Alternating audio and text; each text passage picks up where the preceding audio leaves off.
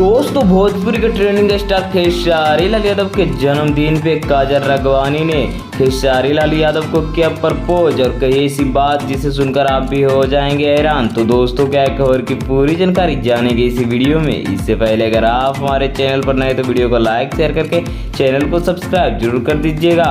और दोस्तों अगर आप भी ट्रेंडिंग स्टार खेसारी लाल यादव के सच्चे वाले फैन है तो अगर आप उनका बर्थडे विश करना चाहते हैं तो कमेंट में भी जरूर कर दीजिएगा। दोस्तों चलते हैं खबर की ओर। तो दोस्तों मैं आपको बता दूं कि भोजपुरी के ट्रेंडिंग स्टार खेसारी लाल यादव का आज 15 मार्च का जन्मदिन है। इसी पे सभी लोग उनका विश भी कर रहे थे, लेकिन यहाँ पे काजल राघवानी जो विश किए हैं वो देखकर आप भी हैरान हो जाएंगे। तो दोस्तों काजल राघवानी अपने सोशल मीडिया पे खेसारी लाल यादव के साथ एक फोटो शेयर करती है और लिखती है कि अब क्या ही लिखूं दुआ और खुशियाँ आपको अनगिनत मिले, यही प्रार्थना है। एंड थैंक यू मुझे हिम्मत देने के लिए, मोटिवेट करने के लिए।